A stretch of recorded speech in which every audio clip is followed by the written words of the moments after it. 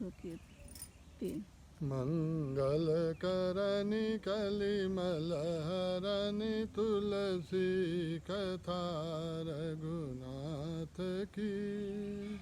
श्री राम जय जय राम,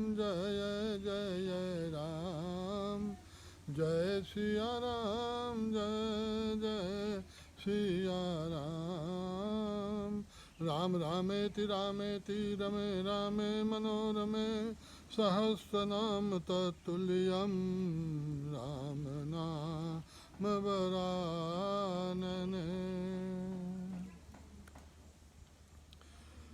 सरदार बूटा सिंह और देवराहा बाबा की एक और कथा आपको सुनाता हूँ, जो सरदार बूटा सिंह ने स्वयं बताई थी। बात 1984 के आसपास की है, जब गोल्डन सिख टेम्पल पर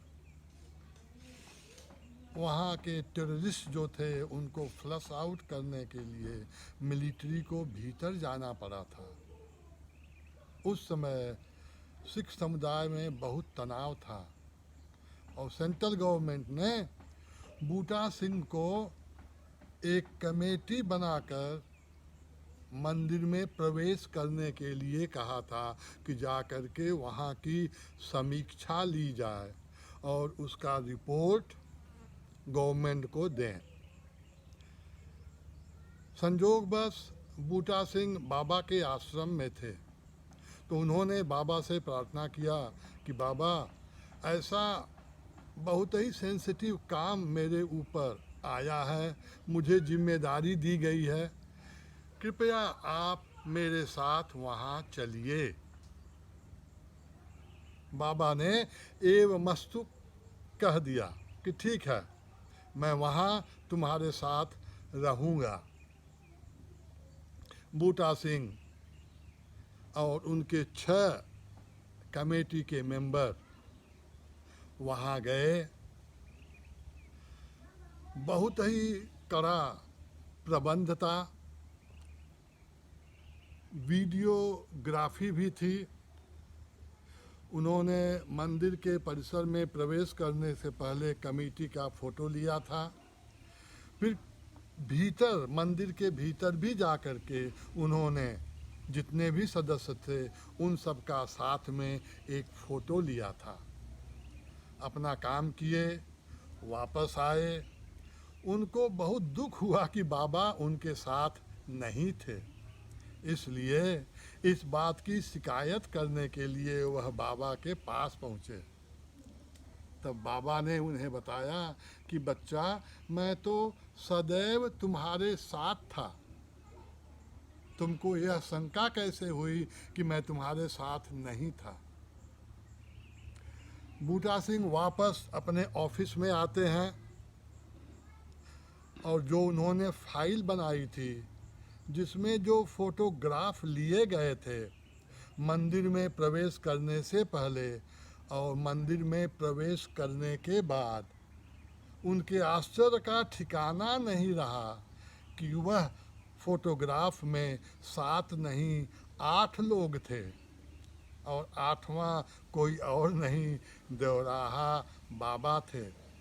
दोनों फोटोग्राफ जो मंदिर के में प्रवेश करते समय लिए थे और मंदिर के भीतर लिए थे, दोनों में देवराहा बाबा मौजूद थे।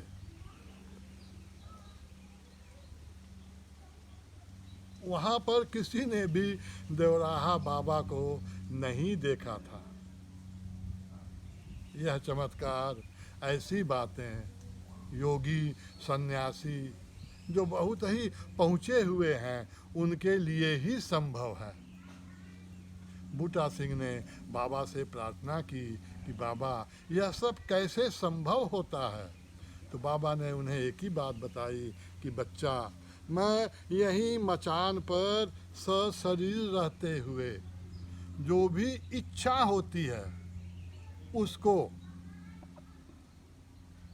किसी माध्यम से, किसी के द्वारा हम बिना वहाँ गए यहीं बैठे बैठे सब कुछ कर लेते हैं।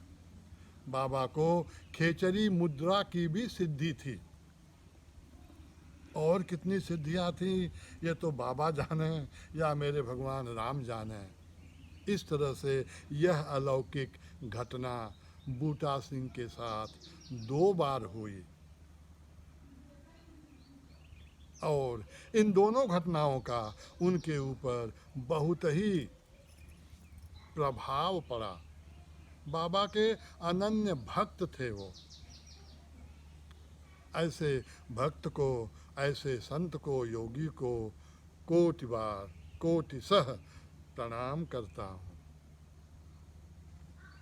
रामचरितमानस बाबा गोस्वामी तुलसीदास जी महाराज सुंदर कांड का वर्णन करते हैं।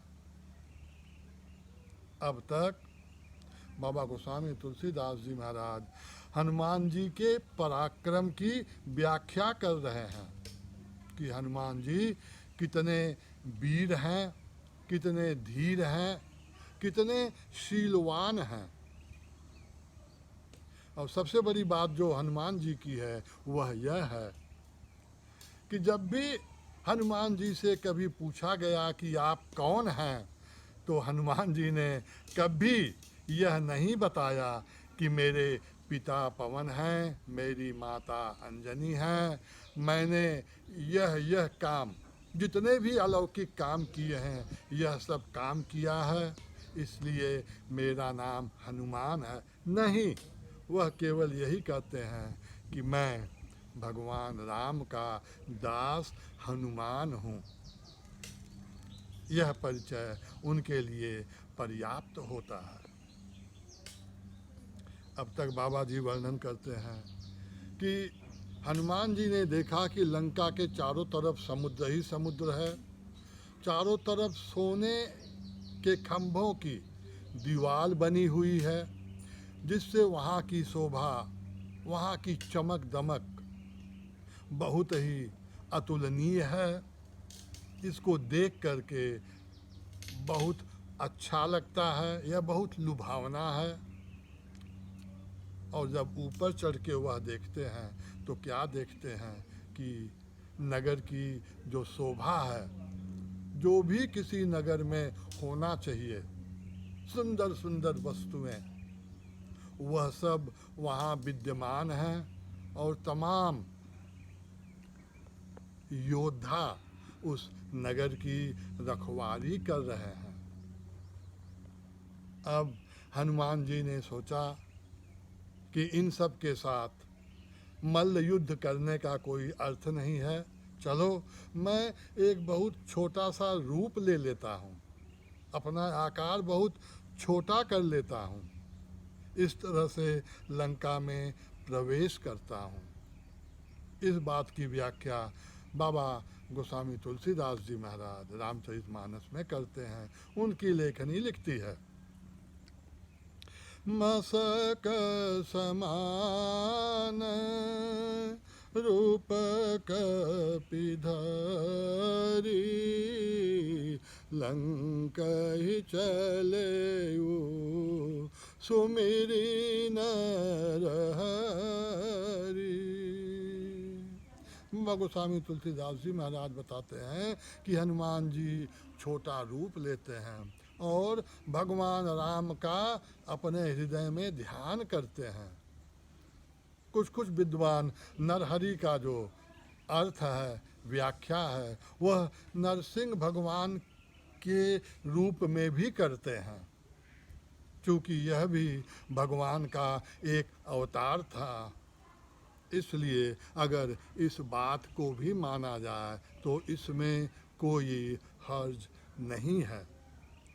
हनुमान जी भगवान को याद करके अपने रूप को छोटा करके फिर आगे बढ़ते हैं। नाम लंकिनी एक निशिचरी, सो कह चले सी मोहि निंदरी। जो लंका है, जो नगर है, जो देश है, इसकी जो रक्षा है वह एक राक्षसी करती है जिसका नाम लंकिनी है। और लंकिनी ऐसी थी कि वह किसी को भी लंका में प्रवेश करते समय, चाहे वह बहुत छोटा हो चाहे बहुत बड़ा हो, कैसा भी हो, उसको देख सकती थी। तो उसने हनुमान जी को देख लिया कि कोई बाहरी जीव लंका में प्रवेश करना चाहता है। लंकिनी हनुमान जी से कहती है कि तुम मेरी आज्ञा लिए बिना मेरा निरादर करते हुए कैसे लंका में प्रवेश कर रहे हो। उसने हनुमान जी को रोकने की कोशिश किया है।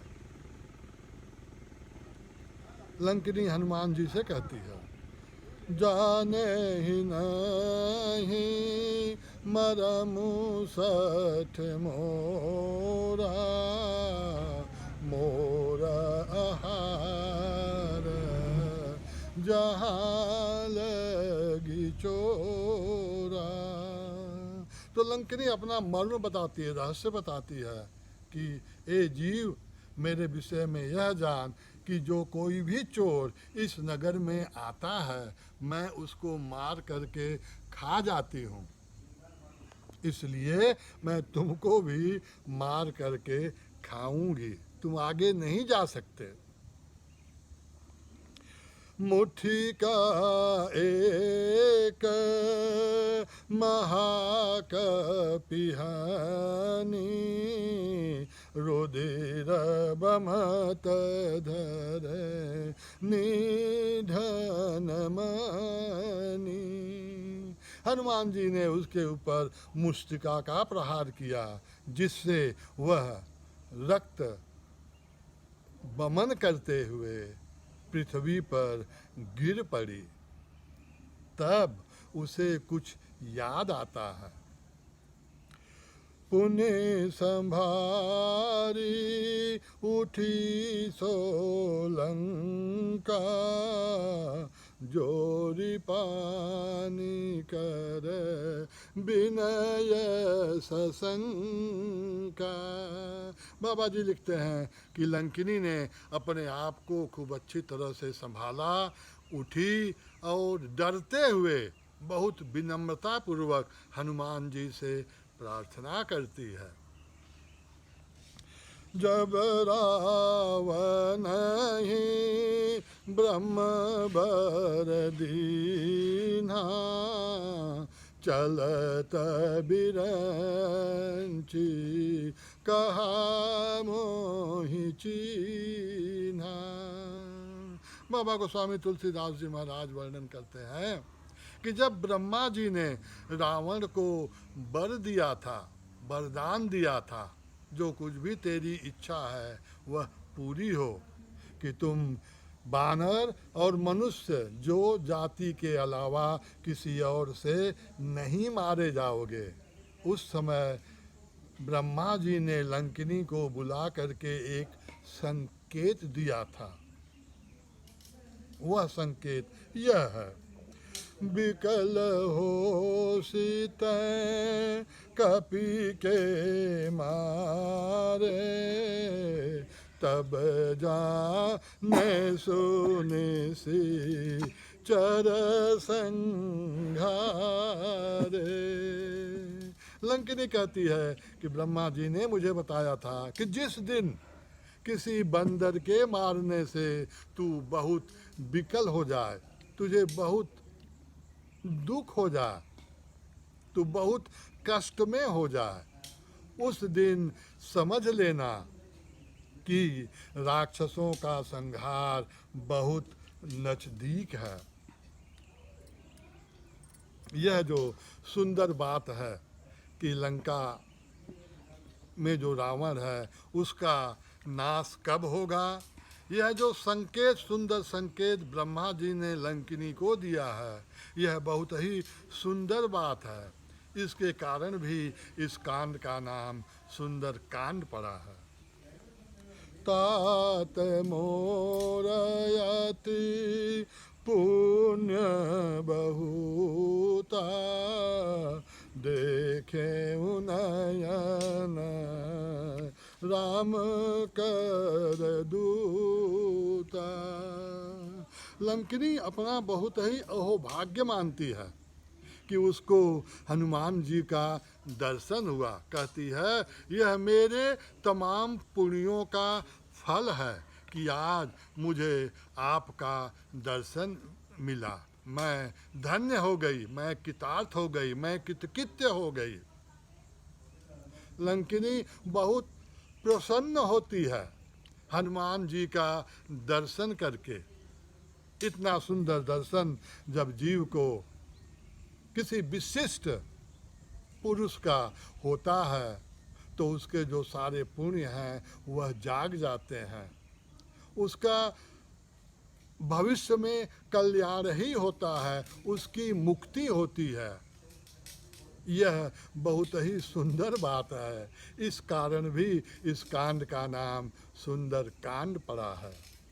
तात स्वर्ग अपवर्ग सुख दरिय तुलाय कयं तुलन ताहि सकल मिली जो सुख लव सतसंग।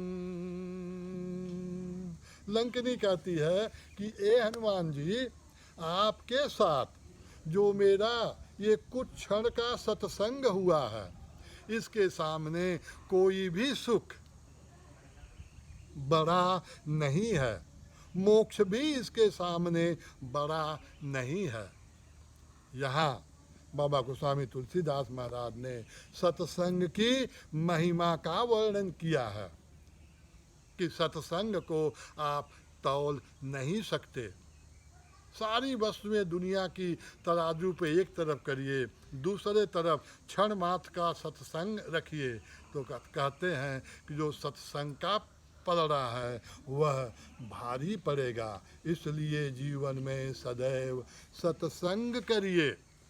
मरते समय कोई भी पदार्थ आपके साथ नहीं जाएगा, चाहे परिवार हो, चाहे घर हो, चाहे प्रॉपर्टी हो, चाहे कुछ भी हो।